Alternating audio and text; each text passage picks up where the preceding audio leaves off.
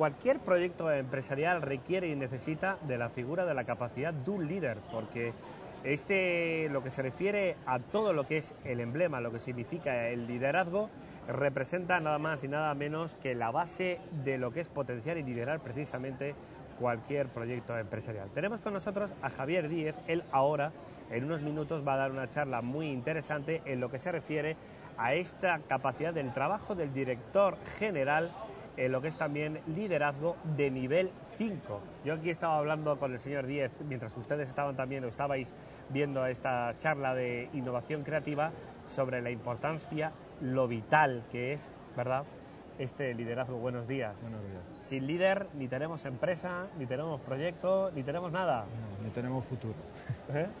Bueno, cuéntanos un poquito. Bien. ¿En qué consiste esta charla? En realidad lo que vamos a tratar es de enfocar lo que es el trabajo del director general, qué cosas tiene que tocar un director general y de qué manera tiene que relacionarse con ellas. Y luego vamos a trabajar sobre todo sobre un concepto que es fruto de una investigación que se hizo en Estados Unidos, que es el liderazgo de nivel 5, que es lo que se ha demostrado que tienen científicamente, que tienen las empresas que han tenido un resultado excepcional muy por encima de la media de su sector. Hay una serie de componentes que aparecen repetidos en los líderes de esas organizaciones y que son llamativos porque no son nada extraño y son cosas que sorprenden por la sencillez y por la claridad de su intención. Uno de los conceptos que yo querría preguntarle sobre esta cuestión pasa por lo siguiente, es decir, ¿hacia qué modelo de líder, hacia qué modelo en este caso de director general, centrándonos en la ponencia o la charla, vamos, o incluso yo me atrevería a decir que estamos? ¿Hacia una figura tal vez un poco rígida que a lo mejor correspondería con ciertos elementos o ciertas referencias del pasado, o hacia un modelo de organización empresarial que, por cierto, luego a última hora de la tarde vamos a tener una charla también muy curiosa sobre un poco cómo una empresa que nació en el caos ha acabado cogiendo cuerpo? Es decir, o hacia la figura de un director general tal vez con un talante mucho más comprensivo, más tolerante, más respetuoso. A mí me gusta definirlos como emprendedores por cuenta ajena. Son gente que tiene que hacer madurar sus empresas, las empresas para las que trabajan, que no son sus propias empresas, que son propiedad de unos accionistas, pero que deben de dejarlas mejor que las recogieron. Y para eso hace falta un liderazgo mucho más participativo, mucho más humilde, mucho más colaborativo. Lo que solemos decir es que un genio rodeado de muchos ayudantes nunca suele garantizar el futuro, porque no crea buenos equipos directivos, bien porque no los necesita, porque es un genio, o bien porque no le gusta trabajar en equipo.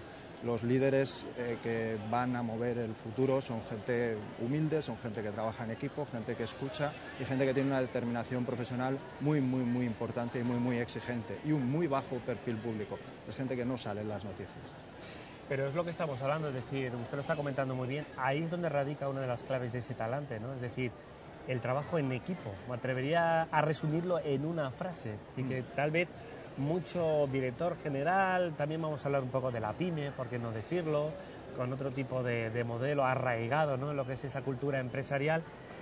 Hay que cambiar muchos conceptos, ¿no?, todavía en la empresa española. Uno de los conceptos fundamentales que definen a alguien que practica ese tipo de liderazgo es que, aparte de tener unas condiciones personales que se caracterizan por una gran humildad y una determinación profesional muy fuerte, es alguien que siempre mira primero quién y luego qué. Primero quién tengo dentro de la empresa y eso va a determinar qué es lo que puedo hacer con la empresa. Y su función principal como director general es conseguir que más gente y más talento se suba a ese autobús que es la empresa. Porque hablando desde esta perspectiva de equipo, es decir, me rodeo de gente, pero de alguna manera repartiendo, distribuyendo esas tareas, ¿no? Es decir, no yo mando, yo sé más que nadie, porque al fin y al cabo un director o una directora general es una persona y por mucho que uno sepa, siempre se podrá enriquecer, ¿verdad, señor Díez?, de otros elementos, ¿no? La calidad del líder efectivo se determina por la calidad del talento que ha conseguido acercar a la empresa. Aparte de crisis económica, tenemos en España crisis de liderazgo. Yo creo que tenemos todavía un enfoque muy personalista del liderazgo. Todavía tenemos muchos más gerentes que directores generales. Gente que tiene unas instrucciones claras y que cree que su trabajo es exactamente cumplir. Eso está bien si uno busca un gerente, pero si uno necesita un director general, no es ese su trabajo. Desde su experiencia, ¿va notando, aunque sea lentamente, aunque sea poco a poco, que a lo mejor esta tendencia o está cambiando o puede cambiar próximamente en el futuro? Sí que se nota de alguna manera en el peso que van adquiriendo. Sí, es muy importante el talento y acercar el talento adecuado a la empresa.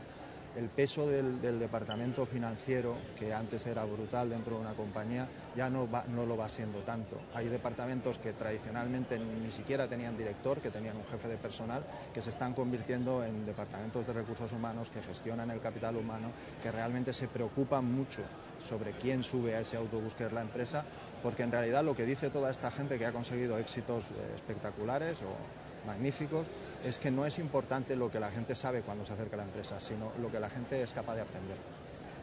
Y bueno, ¿y de qué forma? Es decir, también se puede aprender y sobre todo asimilar ese tipo, digamos, de elementos, de directrices, incluso a lo mejor de determinados cánones para implantarlos, no a lo mejor en empresas más jóvenes, en empresas que puedan surgir a partir, digamos, de esta época, donde tal vez a lo mejor el talante ya cambie un poco, ¿no? Sino cómo implantarlos o reinsertarlos en modelos y en estructuras jerárquicas ya montadas, ya organizadas. Yo creo que hay dos vías. Una es un poco sobre la marcha en lo que ya está, que es que realmente se vea que el trabajo es mucho más eficiente y mucho más divertido en organizaciones que adoptan este tipo de medidas, porque una organización de este tipo reduce muchísimo la jerarquía, reduce muchísimo la burocracia y reduce muchísimo el control, con lo que la gente disfruta más.